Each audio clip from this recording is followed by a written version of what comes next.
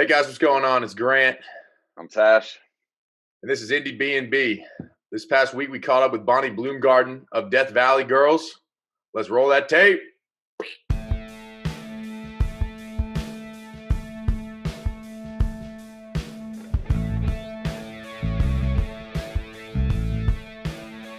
All right, welcome to Indiebnb. We are joined today by Bonnie Bloomgarden from Death Valley Girls. Bonnie, how are you? Hi, I'm okay. How are you? We are great. And you're in LA, is that correct? Yes. All right, Yeah. we're here in Atlanta. No way. Big fans of yours. Yeah. Death Valley Girls kind of popped up on my radar a couple of months ago, just listening to Spotify. And we got this podcast, and I was like, we got to get this band on here. And we're huge fans, so we're so happy to have you on here. That's so cool. Thanks so much. I miss Atlanta. You got some good memories here? Oh yeah, some of the best. Some of the best memories for sure. Where have you played? Now Variety Playhouse? What? Variety Playhouse or some other good venues? The Tabernacle, Masquerade. Who else we got? I think I shut off access to the part of my brain that remembers like tour and shows, because you know what I mean? Like I'm like trying to look inside my head, and it's just a blank, like a huge, like almost building filled with just blank memories. What was the last show y'all played before the world shut down? We played a show in San Francisco for Noise Pop, and it was like leap year last year, February 29th. 29th. Awesome. And I was like, yeah, it was super fun. We kind of knew about what was going on though, and there was like some cases in San Francisco, so we were super freaked out already, like, you know, just so freaked out, and wearing gloves and masks to the show. Like, what's wrong with these guys? And we're like, it's coming, don't worry, you know. What's wrong with us? But yeah, that was the last show. Gotcha. Yeah, I the first time I heard y'all's music, I was, so just, I thought about going to a show, and you listen to it on in your headphones, you can hear it in the car, but like really, what seems to me is y'all's music is just an Electric Factory live. And how much do you miss that, being in front of a crowd? I mean, I can't imagine being able to just engage with people, and tell me some of y'all's best memories from that and everything. I mean, our job was to tour, so we were on tour for like 4 years, and it's a lot different than regular life. Like it's a simple life, and it's like you can't have any like desires or wants or needs on tour. Like you're one of 5 people, and you have to go with the flow, and like you really hone down your needs, and you become like very simple person who needs very few things. And then now it's like when you're home, if you haven't like built your home up, because you're just only been like stopping off there for a month in between tours, it's really interesting to learn like what everyone else has been up to. It's like, wow. Like I didn't even know that it wasn't like on my list of things that mattered was where I lived or the space I was in, because that was just like where I go to. That was a dreamland, a recovery land. It was like treated like a hospital. Like go in there, get like really deep. Just recovered. Yeah, just like don't see anyone, no sounds, nothing, and then get ready for the next tour. But now I'm like, wow, almost nothing matters more than where you live in the weirdest way, which blows my mind. It's like, wait, what? Yeah, I have like a plant now. How's that going? You know what? This might be a good place to reveal some breaking news. I wanted to make a PSA about this. I was talking to Pickle about it and Little Ghost about it yesterday. But when people say to you, like, you have to be careful how much you water a plant, like, no one says that what that means is when you water the plant, not like over the course of a week, like how many. I thought it was like you just pour as much water as you can, but like limit that to just like once a week, and then kind of see if the plant likes that, and then like water it as much as possible for like every 10 days or every 5 days. But like no one ever said like the amount of water you give the plant matters. So I kind of like messed up the plant pretty bad, but I've had it since September and it's still alive. And like now I'm like being more careful, like trying to figure out because the plant wasn't happy. And so now I'm like in this process that I think will be like a month of just being like, how much water do you want? You know, like, Yeah. you want? Because no one said like that it matters how much you pour in, you know? Have you ever heard that before? No, I've had like 4 plant funerals since Corona started. I've got 2 sitting here with me that are definitely. Oh man. So I might need to read up on water amounts for. Yeah, well, just I think it's like a less is more kind of thing. But it doesn't really matter how often, it just matters how much. And I want to make a PSA. I want to like deliver this message because I think it's so under talked about, you know. You used to use all your social media platforms just to get the music. We got to push plants here. Hey, plant health is number one. Plant health is number one for sure. I love plants. Who knew? Now Yeah. but also the person where we the person that produces and records and mixes all of our music is from Atlanta. So Really? Okay. But I still can't remember. We've played in Atlanta. I feel real bad. We've played there so many times and like the most fun times ever. And my birthday was there and it was so much fun. All the power went out. Where do y'all go out after the show? I guess maybe that might be somewhere you remember that. Maybe less. I don't know. Yeah, no, that is even worse. Yeah, I don't know. It's really weird. Like, talking about just talking to people like in interviews and stuff of like for some reason there's like a super block on names of like everything. It's just I can't access that information. Yeah. Well, from what I've seen, it seems like y'all are like tour like cowboys and cowgirls. Like y'all just go and tour nonstop. Is that correct? Yeah. So I imagine just being in a different city every night is hard to remember. You know, I played at the Tabernacle or I played wherever it was. So, I love y'all's damn music. It is just incredible to me. I went through and listened to y'all's whole catalog, and it as soon as you turned it on, I was going to bring this up. As soon as you turned on Zoom and you had this background of aliens, after I listened to y'all's 3rd album, Darkness Reigns, is that correct? Yeah, that's the name of the dog from Atlanta. Really? Yeah. Well, I was just taking some notes of just like things I like, and I was like, this whole album just sounds like it's from a different planet. Like, and I was gonna ask y'all, like, you know, one of my questions I was gonna ask is, if an alien came from outer space, how would you describe Death Valley Girls? But I think it's the other way around. Like, y'all are aliens. How do aliens describe Death Valley Girls to human beings? Wow, that's amazing. That's cool. Yeah, well, that's amazing that you pick up on that. We like to think of our music as space gospel, you know, and like an intergalactic gang of misfits that likes to sing together, you know. It makes sense. Like I remember I turned it. This was like 2 or 3 days ago. I turned it on, and More Dead came on, and the first thing I thought of was I felt like I was like in Predator. And I was running.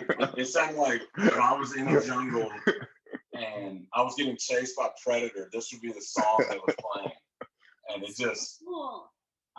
that song blew my mind. And then you go, all the way through, and it ends with TV in Jail on Mars, and I was just like, this is a song. Like, this is just such a cool song. And even the panning y'all did, like y'all had like the lead guitar in the right ear, and like I don't know if it was a chime or a triangle or something was playing in the left ear, and I just was like, this is from out of this world. So as soon as you turned it on and had the aliens on, I just was mind blown. So that's something y'all are shooting for, is to show that y'all are aliens, basically.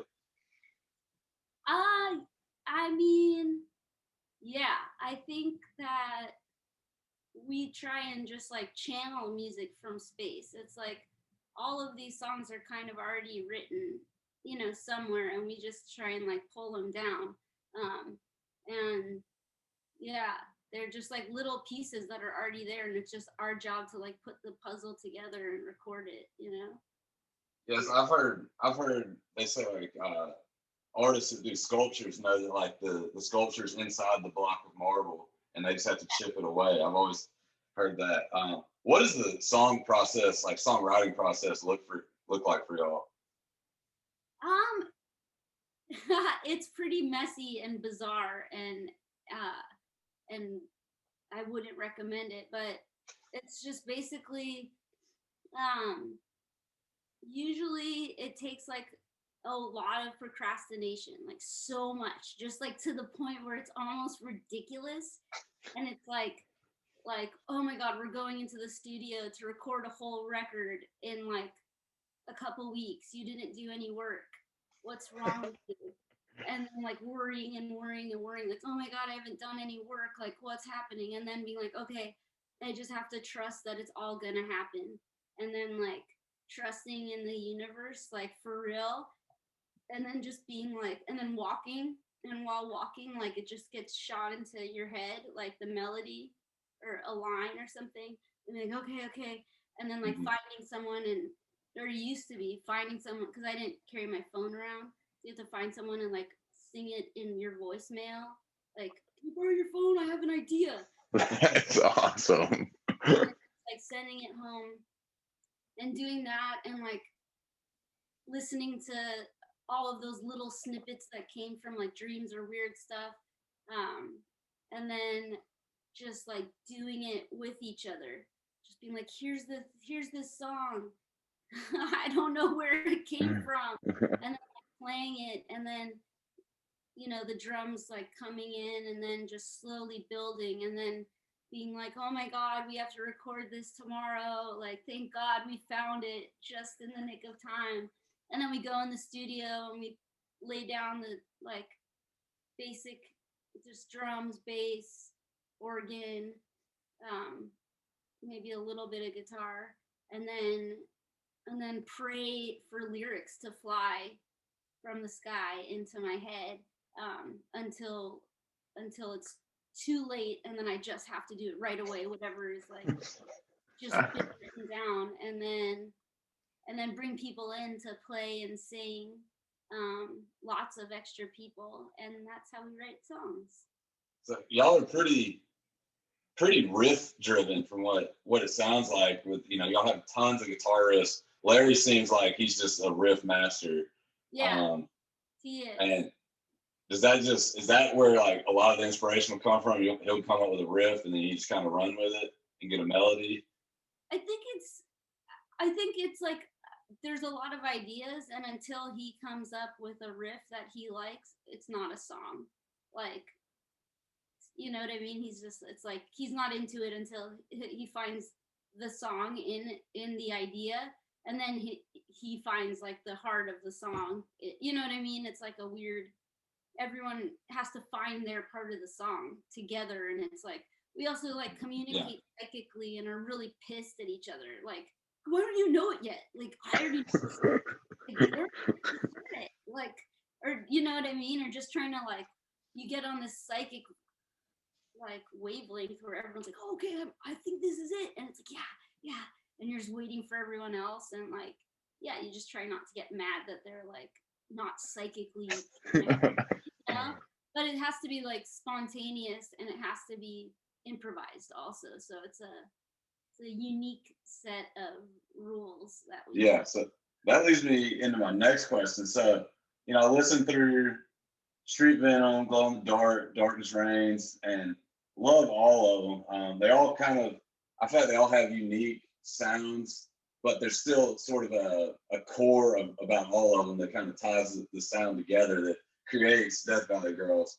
But when you get the Under the Spell of Joy, the first thing I noticed that stuck out that kind of created a new sound for y'all without losing who y'all were was the saxophone. Where did that come from? Yeah, that's Gabe. We had some saxophone on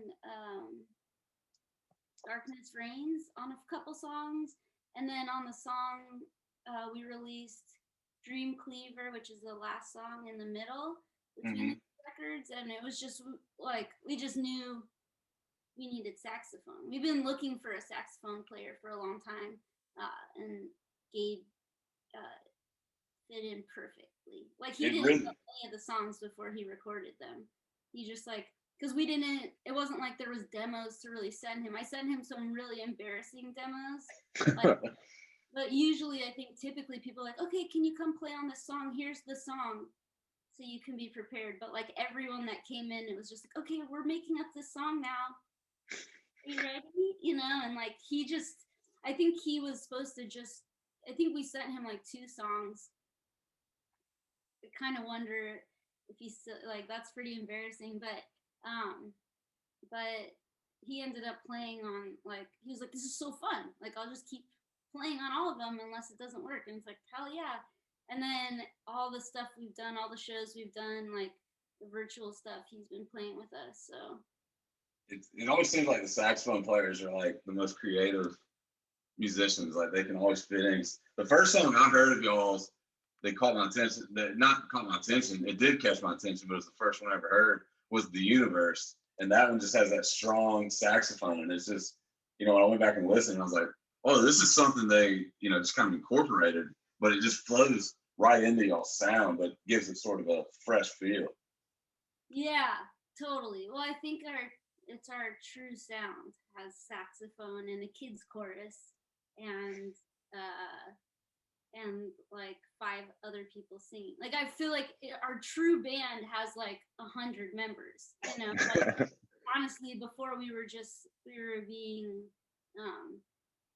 we didn't want to be greedy, but now we're like, let's just be greedy and have so many people. Because my favorite part, people don't really think about this, which is funny, but it's like I'm a singer, and my favorite thing in the world is to sing with other people, and like being in a band isn't necessarily the like number one best way to do that, but it is one way to sing with people. But it's like, yeah, it's just, it would be way cooler if it was like 20 people could come on the road, but you really have to like pare it down. It's not like cost effective to have a like 8-person band. Yeah. So how did y'all form Death Valley Girls? I know y'all had Patty Schimmel in the beginning, but how did y'all, you and Larry and Patty all kind of meet, and then how did it form into what it is today?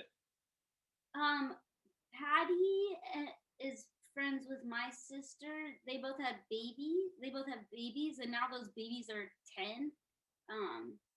But their babies were friends, and my sister just was like, oh, my friend Patty wants to play music with someone. And I was like, you mean Patty from Holt? She's like, Patty. Like the one that used to hang out with Courtney Love and Kurt Cobain and stuff. Yeah, I was just kind of like, what? Like I didn't. It wasn't exactly what I was like expecting to come into, my little universe. But we met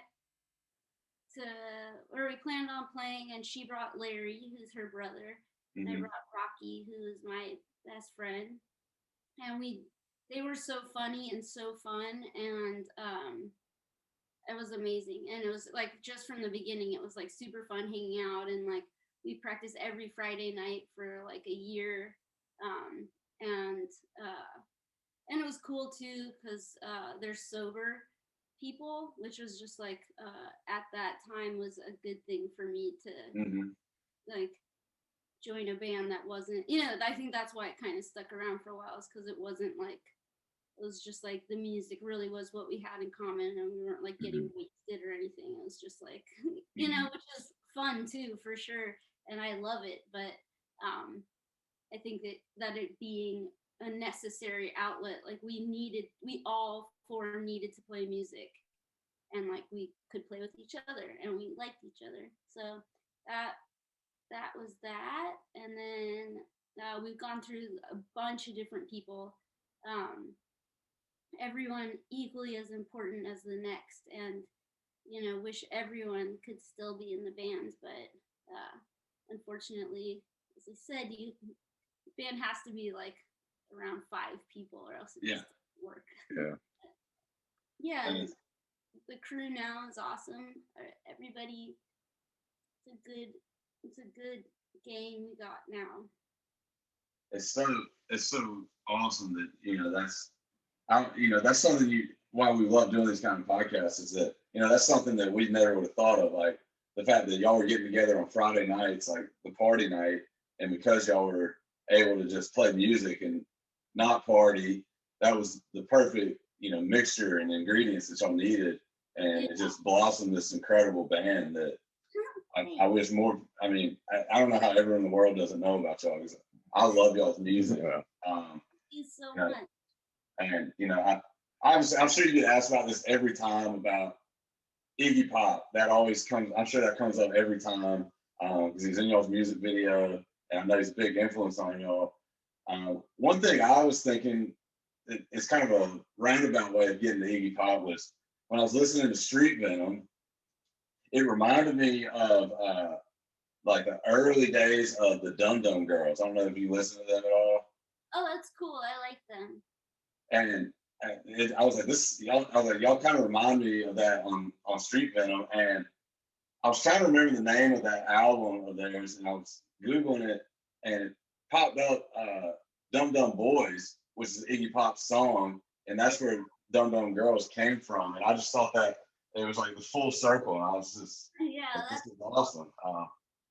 So how is Iggy Pop? Grant wanted to know about Iggy Dude, Pop. he's ripped. I mean, like I've seen, he's got this legendary, just doesn't work out at all, and just his jokes. So I gotta know more about that guy. What's he doing? He like takes really good care of himself. I think he does like, he lives in Miami, and I think that that's probably good for you. You know what I mean? Like not Miami, but I bet like coastal. I don't know anything about Miami, and I don't know anything about Florida, but it just seems like it's probably healthy. You know what I mean? Somehow, like just getting the right amount of sun. Like I don't like the sun at all, but I know it's healthy. It's gotta be, But yeah, he's super healthy. He was a vegan for a really long time, and I think we didn't think he wanted. We thought we were gonna have to get him a vegan burger, but he ate a real burger. I don't know why, but I think he's great, and I think he's wonderful, and I think he's living a wonderful, wonderful life that he deserves. Like, yeah, definitely. Yeah, he's so cool. Who are some more of y'all, of yours or the entire band, sort of influences musically?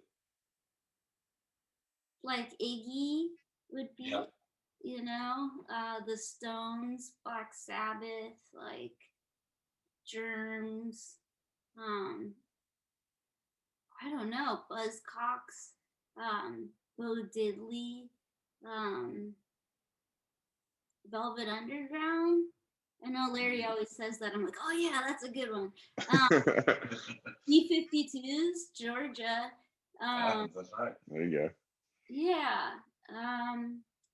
And all just like like American music, like from 1900 to on and on, just like stuff, blues, jazz, like gospel, just rock and roll. Just What are you rock. listening to? What do you listen to now? I mean, like, what's some couple bands you're interested in and have kind of been vibing on lately? So that's a good question. Um, I've been, I've actually, to be honest, and I really hate, like, I love being able to turn people on to other stuff, but honestly, I have been listening to way weirder stuff. Not, I mean, I've exclusively been listening to like soundtracks, like Pee-wee's Big Adventure, like Tim Burton stuff, or like, you know what I mean? Like, just Yeah. really, I've only been listening to like um stuff like that for some reason. It's helping me like I walk the dog in the morning and I do a lot of thinking. We walk for like 2 hours. And I just started recently. I was just like, I think I'm gonna start jogging. And then I was like, this sucks. And then I started listening to like kind of spooky music a little bit. And then like, jogging while listening to it's like makes it so fun. And if the world's like a little bit weird, but fun. So I've really only listened to Pee-wee's Big Adventure, honestly, for like the last 3 months, maybe. Oh my goodness, that's a lot of Pee Wee, man. I get like addicted to records or stuff. Like I think it's like a safety feature. Like my human unit safety feature is like, okay, put the thing you're used to, like put Yeah. on, like what to expect. Um, but yeah, I don't know. I'm not. I feel like there's just so much stuff going on in the world that like once the end of December came, I stopped. I shut off my head, and I'm shutting it off again until February 1st. So I'm treating this whole period as a long Sunday, and February 1st is a Monday. So I can't actually access parts of my brain right now that have like the most important information. Like, I just can't remember any bands right now, honestly. You're just operating on fumes and wait until that February 1st day to reboot. Love it. I'm right there with you with I'm trying to get back into running, and I've kind of like, Try you know, this. Try yeah. like because I don't an orchestra. Something about that really is like makes you run good. It's just like dang, and it's like it's so fun, and it's like being in an old fashioned video game. Like if it was a video game Like from you're playing Space Invaders. what? Like you're playing Space Invaders or something. Exactly. Is it cold there today? Yes, probably 45 degrees and rainy. So beautiful day in Georgia. But how's the weather in LA? It's always the same. It's Is everything on Nice. fire? what? Is everything on fire still out there? It did smell kind of like a fire before, but I haven't heard of anything. Um, I think that season has passed, but or it's just starting. One or the other. um, So, is it true? I was listening to an interview of y'all's and wanted to reiterate it. Is it true that y'all's like first show y'all ever played was at Burger Records and y'all like forced your way onto the stage? kinda, yeah. Yeah. How did that work? Our friends had a show there, and we were just like, we're playing. We did, yeah, He did start opener. yeah, We're playing.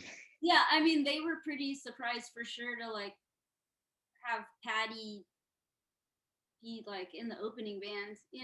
Everyone was like, what? We were like, yeah, that's right. Like, we're playing, and we're gonna like. No one would give us a show because we tried to get a show for like 6 months, and we couldn't get one because it's just like the way it is here is so, or at that time was so like you had like there was just one kind of band and there was like 8 bands like that, and then and it was like if you weren't that kind of band you couldn't get a show, and then finally we were just like we have to storm a show. We need to make this happen. And then after that, then it was like, once you got your first show, then it's like, oh, okay, yeah, you could play our show. We say yes to every show for a year. Like the funniest, worst shows where you get there and you're like, oh, this is your parents' house. Like, oh, like, they don't know we're playing. Oh, okay, we'll go around the back. Just like so many situations, and you're like, we did it all. Yeah. Amazing. That sort of reminds me of y'all seem to have the right attitude about playing music. I heard Josh Homme from Queens of the Stone Age one time in an interview, and he said that, if you expect anything from music, you're already expecting too much. And you need to play it because you love it. You need to play it because it brings you joy. And he was obviously, it's easy for a guy like that that's is playing arena tours to be like, oh, you just need to play it because you love it, not to make it a job. But I think he's being honest about that. But to y'all, what is success with music? Well, I think getting to play it, like getting that. I mean, I've always wanted to be in a band, and I've always wanted to be a musician. Like I always knew that was the name. That was what I was. So it's like just getting to do that. And before this, it was, there's always like a new little tier of goals, but we just wanted to have enough money to get to tour always. And now I think like it's like it's hard to tour all the time anyway, so this is a good opportunity to find different ways of making money in this business. But that's success, is just getting to do it, because most people don't get to, like most bands don't get to go on tour 5 times a year and fly out for stuff. And like, even though there's like, and we're just like a tiny band, so it's like, here we're already getting to do what we want, like just like one more step up, and it's like, like it's all good. But yeah, I think success is doing it, is getting to do it. I love that answer. I love that. Just, you dared to do it, and you dared to go in and say, you know what, I want to make this my living. And we're not going to be denied. You're not going to be denied at your first show. You weren't going to be denied at anything. I love that, attitude of just like, fuck you, I'm getting to do this, and no one's going to say anything about it. That's something that I always respect and think about when I'm at shows. I'm like, those are people who just put their pants on like I do, but like they put their pants on and they make gold records. You know what I'm saying? To quote Christopher Walken from the Saturday Night Live. But they go up there and they bring it. And I think that's something. I know we can't wait to get back to live shows and live just music. I mean, like, Tash and I both have lived in Atlanta for, probably going on 3 years now. And it's really just something that, it's like a part of our life, part of our heart's missing. It's like a part of our, social fabric. We're at least going once a month. But I know it's all coming back soon, and I can't wait. Yeah, I think that's why everyone keeps on obviously being like, oh my God, are you okay? Like, cause it's like, oh, everything you care about is over for a while. But it's like, it's what everyone cares about. There's no one that's not affected. Like, everyone's favorite thing is going out and choosing what food they want and seeing live shows and going to bars and like, and just having fun outside. Like, we're all going through something seriously intense. Like, and I don't know what it's like there, but we're a little fast and loose here, but yeah. But we're a little bit, it's a little bit different, regionally. But I think we're all in the same kind of boat of, we can't wait to have that. I think there's going to be a renaissance. I mean, do you think that when you start going back, like, how much of a renewed appreciation do you think those crowds are going to have for you and the Death Valley Girls? Well, I mean, it's interesting because since like playing places in Europe that had like communism and stuff, where they had like when it like there was wars, they had to go underground, and they like the extent that places have gone to keep like music and art alive for the sake of like needing to, like, people will do anything, and I think people will. I mean, it's gonna feel so good to be around people. There's, it's just it's the most. It's like our job is to go from city to city to make people excited about being where they are for that one night. It's like, you know what I mean? There's no other job that's really, or maybe there is, but it's a it's a it's a hard thing to replace. But it'll be super fun when we get to do it again. I just hope that it would be cool if, um, if places stay open long enough, if they can stay open, and if you know everyone in our industry kind of just got real hurt. So hopefully everyone will come back when they can. Definitely. So what's next for Death Valley Girls? Y'all obviously had y'all were touring for Under the Spell of Joy, but that clearly got shut down in the middle, I'm guessing. So are y'all just gonna try to continue that tour? You're gonna write a new album? What's next for y'all?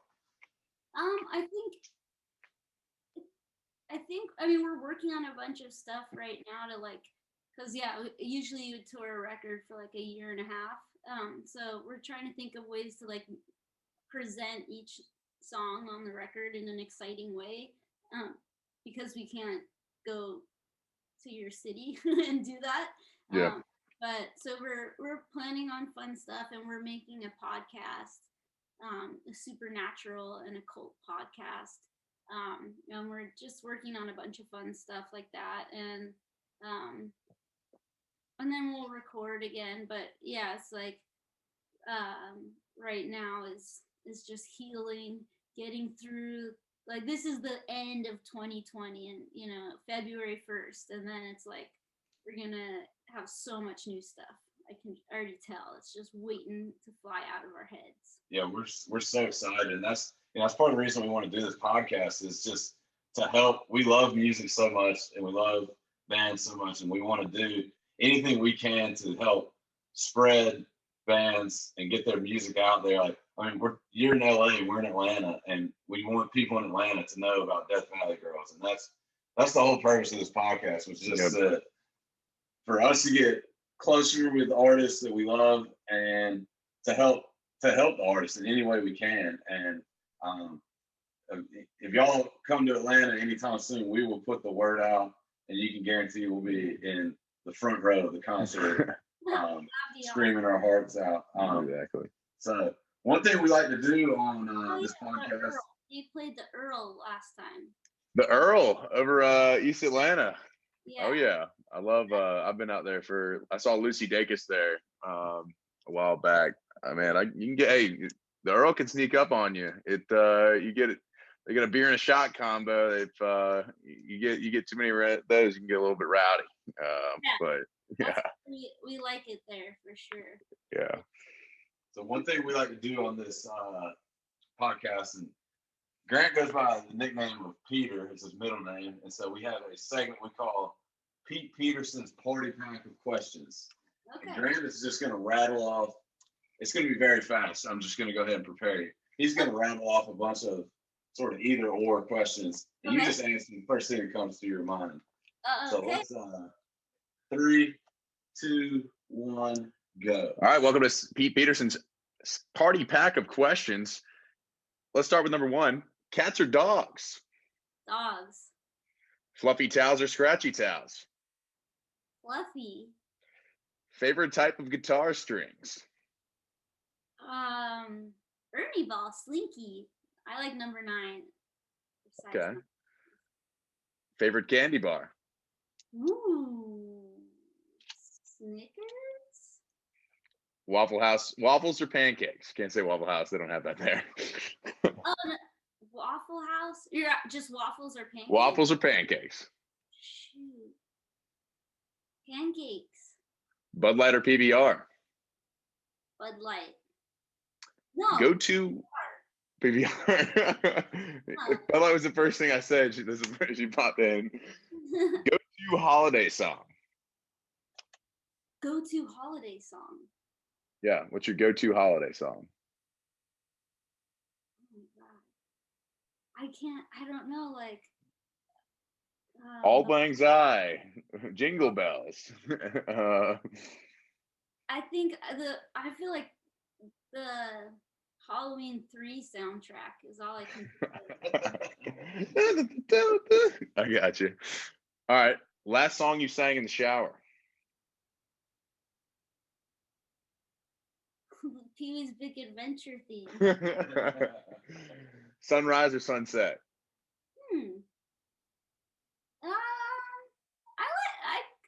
That's a tough one, but I guess I'll go with sunrise. Sunrise. All right, party until the sun comes up. Here we go. Carrots or celery? Wow. Carrots. Your favorite metal band? Black Sabbath? Yes, that works. Best band, all categories. Day drinking or drinking all night? Drinking all night, 100%. All right, your favorite piece of pie? Favorite pizza pie? Piece of pie, like a pie, like apple pie. Apple pie. All right, American as they come. Are robots going to take over the world? Yes or no? Yes. Okay. Do you believe in aliens? This is a dumb one because of your background, but aliens are real. Aliens are real. All right. Your favorite job outside of music that you've done?